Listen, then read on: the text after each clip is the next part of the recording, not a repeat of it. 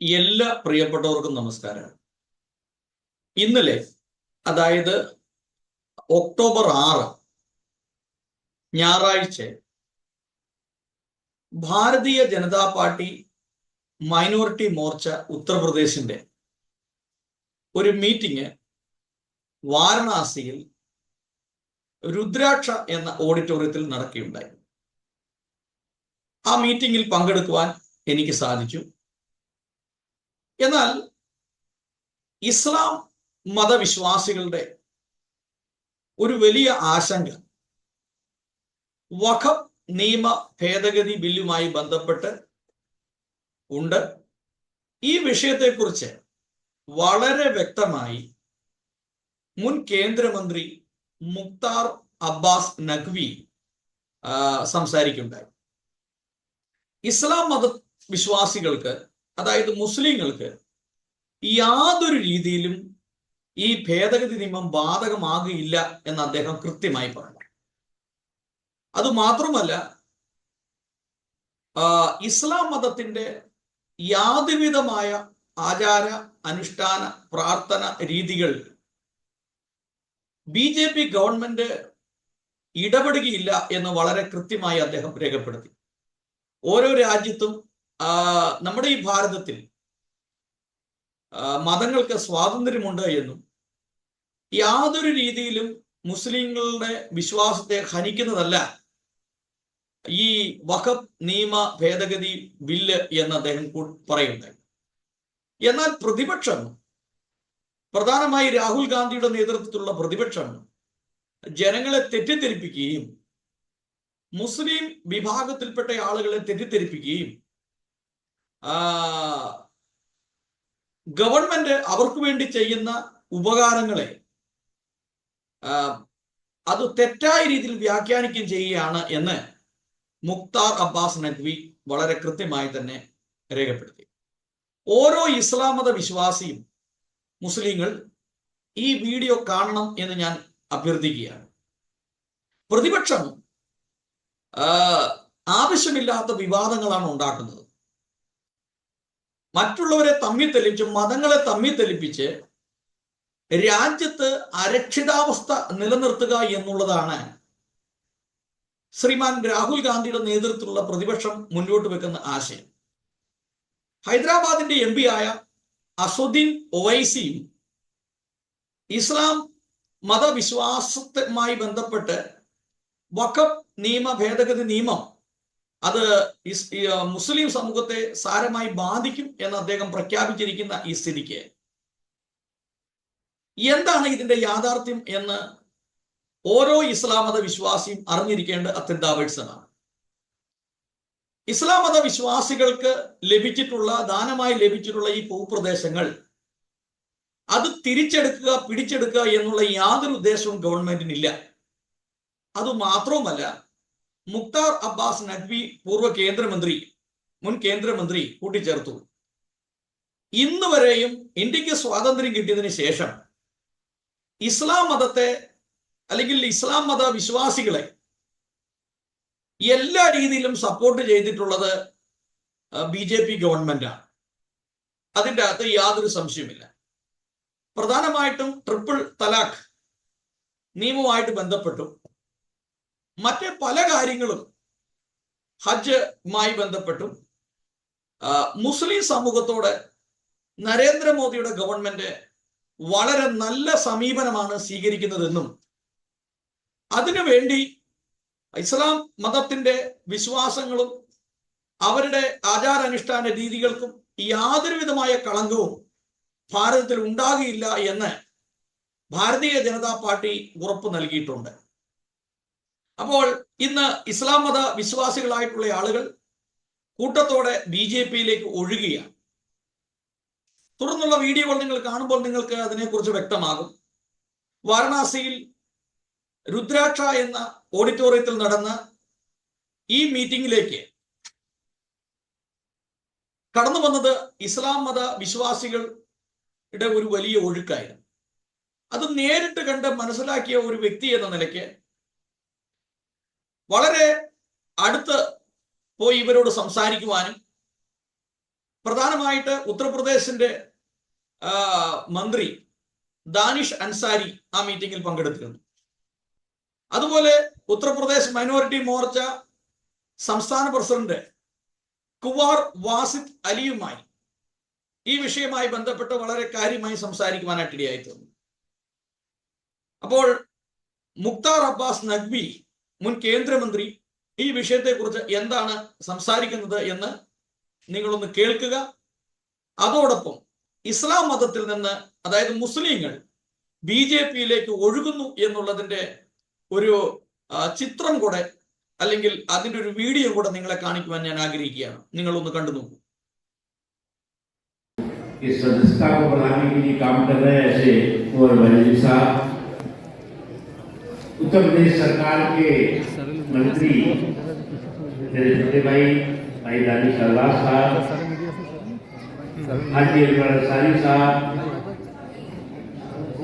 हमारी जिला पंचायत की अध्यक्षता पूनम मौर्या जी, आरिफ अहमद साहब, यूनुस हाशमी साहब, भाई शैलेंद्र वर्मा जी और भी जितने मंच पर हमारे सम्मानित भारतीय जनता पार्टी के मोर्चे के वरिष्ठ नेता बैठे हुए हैं और यहाँ उपस्थित भाई और बहनों,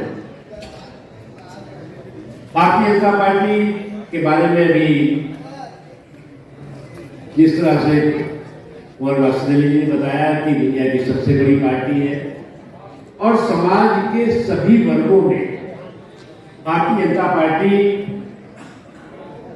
की स्वीकार्यता और सम्मान दिन दुना रात चौगुना बढ़ा है और इसी का नतीजा है कि 2 के अंक से 300 से ज्यादा के अंक गणित तक का सफल सियासी सफर है वो भारतीय जनता पार्टी में तय है।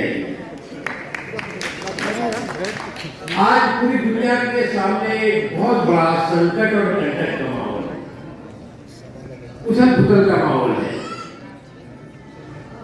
ऐसा माहौल है जिस माहौल में कि पूरी दुनिया जो है वो भारत की तरफ देख रही है।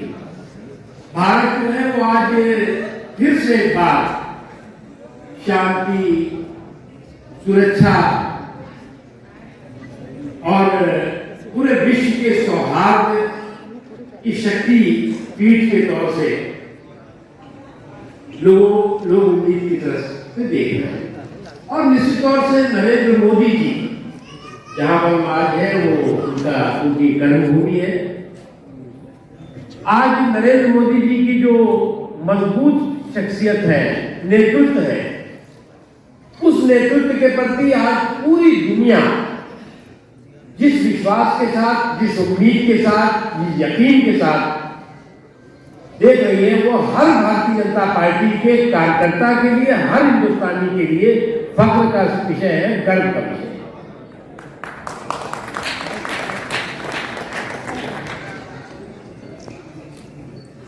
जहां तक सवाल है अल्पसंख्यकों का, मैं बार बार भी कह चुका हूं कि बहुत सी बार मैंने देखा है, क्योंकि मुझे भी बहुत से चुनाव भी BJP से लड़ने का मौका मिला। कई ऐसे और भी साथी हैं जिन्होंने चुनाव लड़ा है। मैं देखता हूं कि जो कुछ क्या कभी ज्यादातर देखता हूं कि अल्पसंख्यकों, विशेष तौर से मुसलमानों की जो भाजपा से एनर्जी है वो हमारे विपक्षियों की एनर्जी बन जाती है। और जब भाजपा से एनर्जी को आप विपक्षियों की एनर्जी बनाएंगे तो आपका भला होने वाला नहीं है। आपके वो वोटों के ठेकेदार और जागीरदार बनकर के और बहुत बड़ा नुकसान करते हैं। इसलिए हमें जो है वो भारतीय जनता पार्टी से जो अस्पृश्यता, अनटचेबिलिटी का जो एक हमने रिवाज शुरू किया है, उसको हम टचेबिलिटी के मिजाज में बदलेंगे और उसके लिए भारतीय जनता पार्टी के कार्यकर्ता ही को मेहनत करनी पड़ेगी, भरसक प्रयास करना पड़ेगा। आप 4 कदम चलिए तो 2 कदम हमारे साथ वो भी आएंगे। तो क्योंकि मैं मानता हूं कि बदलाव आया है, परिवर्तन आया है। ऐसा नहीं है कि आज से 30 साल पहले, 40 साल पहले जो हालात थे वो आज है, नहीं है, बदले हैं। क्योंकि लोग ये बात महसूस करने लगे कि भारतीय जनता पार्टी ने जब हमारे साथ विकास में कोई कंजूसी नहीं की है, कमी नहीं की है, तो हम सोच है। लेकिन भय भ्रम का भौकाल है, चारों तरफ एक ऐसा माहौल बनाने की कोशिश की गई है कि भारतीय जनता पार्टी के प्रति, भारतीय जनता पार्टी को लेकर के कि किस तरह से जो है वो एक बड़े समाज को जो है भारतीय जनता पार्टी से दूर किया जाए, और उसमें वो काफी हद तक सफल भी हुए हैं। के अलग अलग घटक काम करते हैं, उनसे बड़ी जिम्मेदारी, उनसे बड़ी चुनौती आपकी है। और मैं हमेशा इस बात को देखता भी हूँ, कहता भी हूँ कि आप लोग जिस मेहनत के साथ, जिस चुनौतियों के साथ, जिस संकट और कंटक के साथ काम कर रहे हैं, वो अपने आप में एक बड़ी उपलब्धि है पार्टी के लिए। और साथ ही साथ एक देखिए, एक चीज मैं देखता रहता हूँ कि कभी कहा जाएगा कि अल्पसंख्यकों का के लिए जो है वो देश में खतरा है, बीजेपी खतरा है। दलितों के लिए कहा जाएगा कि खतरा है बीजेपी। पिछड़े समाज को कहा जाएगा कि भैया ये संविधान का ये हत्या करने वाले हैं, ये लोग संविधान को खत्म करने वाले हैं बीजेपी। मैं आपको एक बार यकीन दिलाना चाहता हूं कि भारतीय जनता पार्टी और नरेंद्र मोदी इस देश के संविधान, इस देश की संवैधानिक पंथ निर्देशिका के पंडित जवाहरलाल नेहरू और श्रीमती इंदिरा गांधी से ज्यादा बड़े हितैषी भी है, और उससे ज्यादा बड़े संकल्पबद्ध नेतृत्व के रूप में उनकी शख्सियत है। इसके लिए किसी के प्रमाण पत्र की जरूरत नहीं है। लेकिन एक शोर मचा रखा गया है कि साहब संविधान खतरे में है, एक हंगामा कर रखा गया है, एक हाहाकार मचा के रखा गया है कि साहब अल्पसंख्यकों के लिए खतरा है। अल्पसंख्यक 10 साल से ज्यादा तो भारतीय जनता और नरेंद्र मोदी जी केंद्र में है। उसके अलावा जो है वो 7 साल लगभग अटल बिहारी वाजपेयी जी देश के प्रधानमंत्री रहे, और उसके अलावा लगभग 70% से ज्यादा राज्यों में भारतीय जनता पार्टी की सरकार है। कहीं कोई नहीं कह सकता कि किसी भी राज्य में समाज के किसी भी हिस्से के साथ विकास के मामले में, सामाजिक, आर्थिक, शैक्षणिक तरक्की के मामले में किसी तरह का भेदभाव किया जाए। वो लोग भी जानते हैं, जो लोग विरोध करते हैं वो भी जानते हैं कि बीजेपी के समय में, बीजेपी के दौरे हुकूमत में कहीं किसी के साथ भेदभाव नहीं हुआ है। लेकिन उसके बावजूद भी वो एक हंगामा करने की कोशिश होती है। मैं आखिरी बात कह करके मैं, क्योंकि अभी दानिश साहब बोलेंगे, मैं एक चीज बताऊं, आजकल एक नया शगुफा शुरू हुआ है वक्फ का। आपको भी मालूम होगा कि वक्फ को लेकर के फिर से एक बार मुहिम चलाई जा रही है। मैं आपको बताऊं बहुत शार्ट में कि ये कोई नई मुहिम नहीं है। ये उस वक्त की मुहिम है जब 1890 में कह रहा हूं, 100 साल से ज्यादा पहले, जब अंग्रेजों की सरकार थी और प्रीवी काउंसिल ने वक्फ के उस समय के सिस्टम को कहा था कि ये सर्वाधिक बुरा है और हानिकारक है। प्रीवी काउंसिल, और ये केवल भारत के लिए नहीं कहा था, जो भी अंग्रेजियों के शासन के अंतर्गत देश आते थे उनके लिए कहा था। उसमें ज्यादातर देशों ने उस प्रीवी काउंसिल मतलब कि सुप्रीम कोर्ट के उस फैसले को स्वीकार करा और उसमें सुधार किया। लेकिन अंग्रेजों की मिली भगत से जिन्ना एंड कंपनी ने उस समय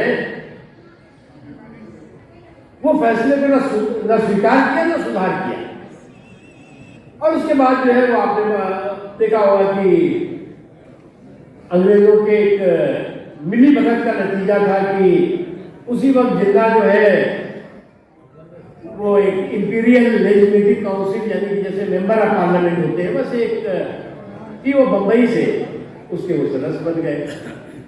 फिर 2013 में उन्होंने एक वक्फ को लेकर के एक मुसलमान वक्फ एक्ट बना लिया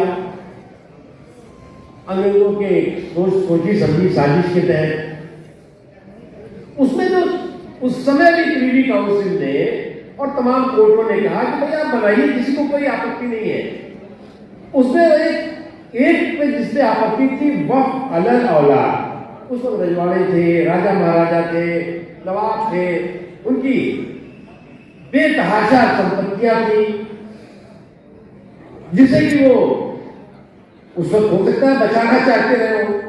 तो उन्होंने कहा कि साहब ठीक है, ये हमारी प्रॉपर्टी है, ये हमारे खेत है, ये हमारे मकान है, ये जमीनें हैं, ये है वो, हम इनको वक्त अलग औलाद कर देते हैं, जो हम, हमारे बच्चे, हमारे रिश्तेदार, हमारे परिवार के लोग, हमारे बाद उसके हितार्थी लाभार्थी होंगे, आम मुसलमान नहीं होगा। तब भी उन्होंने कहा कि भैया ये चैरिटी है, ये चीटिंग है, ये धर्मार्थ काम नहीं है, धूर्तता है। उस वक्त भी कोर्ट ने कहा था, फिर उसको बदल दिया गया। मैं इसलिए कह रहा हूं अभी जो है वो लंबी चीज है। अभी जो है मैं आपको इतना विश्वास दिलाता हूं, मैंने उसका बहुत बारीकी से अध्ययन किया है। आपके धार्मिक स्थल, आपकी मस्जिदें, आपके मजार, आपके जो दरगाहें हैं, इमाम बाड़े हैं, और भी जो धार्मिक स्थल है, जो जिन धार्मिक स्थल है, उस पर इस वक्त के संशोधन का कोई असर नहीं है, न कोई इस पर रोड़ा है, न खतरा। एक दूसरी चीज जो हमारे धार्मिक कर्तव्य है, नमाज है, रोजा है, हज है, ज़कात है, इस पर भी किसी तरह का कोई इस वक्त एक्ट के तहत कोई रोड़ा या खतरा नहीं। ये शुद्ध रूप से जो असंवैधानिक अराजकता थी उसको संवैधानिक प्रतिबद्धता के दायरे में लाने के लिए किया जा रहा है। मैं आपसे कहूंगा कि आप उससे नोट बना करके अपने कार्यकर्ताओं को दीजिए कि है क्या, अभी पता ही नहीं किसी को। जहां लोग घूमने लगे कह रहे साहब ये तो देश के लिए बड़ा भारी खतरा, मुसलमान जो है वो खतरे में आ गया है, इस्लाम खतरे में आ गया, घूमने लगे ये लोग, ऐसे लोग। ऐसे ही धंधा ये पहले भी हुआ था, मैंने जिसका जिक्र किया आपको 19वीं सदी की शुरुआत में, और जिसका नतीजा हुआ कि विभाजन की विभीषिका देखी, देश बढ़ गया, टूट गया, और फिर वही कोशिश हो रही है। इसलिए इस तरह के साजिशी सिंडिकेट्स से सावधान रहने की जरूरत है।